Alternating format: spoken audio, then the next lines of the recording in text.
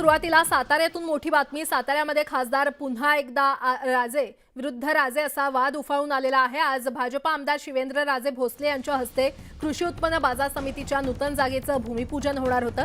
मात्र तत्पूर्वीच भाजप खासदार उदयनराजे भोसलेंनी अचानक भूमिपूजन स्थळी कार्यकर्त्यांसमवेत भेट देत भूमिपूजनाचा कार्यक्रम उधळून लावला। या ठिकाणी असलेलं साहित्य फेकून दिलं तर जेसीबीच्या सहाय्याने कंटेनर देखील पलटी केला। या घटनेमुळे आमदार शिवेंद्र राजे आणि खासदार उदयनराजे यांच्यामध्ये खडाजंगी होण्याची शक्यता वर्तवली जाते।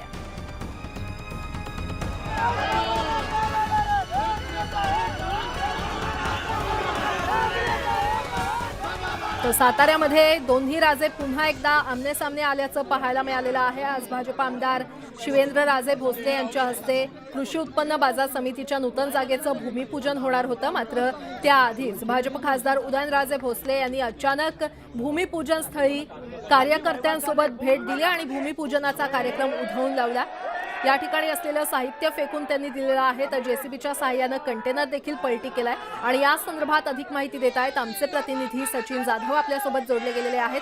सचिन, आज पुन्हा एकदा दोन्ही राजे आमने-सामने आले, भूमिपूजन कार्यक्रम पार पडणार होता, मात्र उदयनराजेंनी तो उधळून लावलाय, काय अपडेट? अगदी बरोबर आहे। काही वर्षांपूर्वी खिंडवाडी ग्रामपंचायतीच्या अखत्यारीत असलेली जागा होती, त्या हद्दीमधली ती बाजार समितीच्या साठी राखीव करण्यात आली आणि याच्यानंतर खरं पाहायला गेलं तर हा वाद चालू झालेला आपल्याला पाहायला मिळतोय।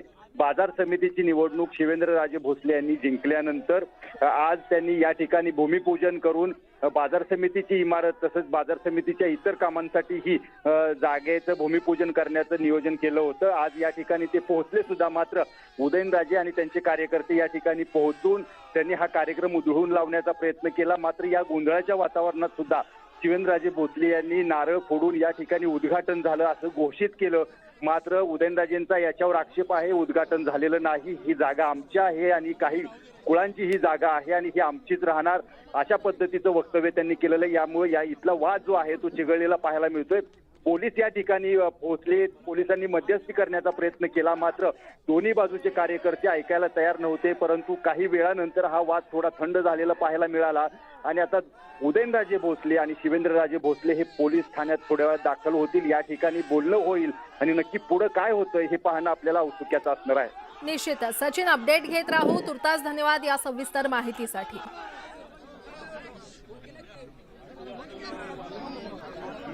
तर साताऱ्यामध्ये ही घटना घडली आहे। पुन्हा एकदा दोन्ही राजे आमने-सामने आले असल्याचं पाहायला मिळालं। साताऱ्यामध्ये भाजप आमदार विरुद्ध भाजप खासदार असा हा सामना रंगलेला पाहायला मिळाला।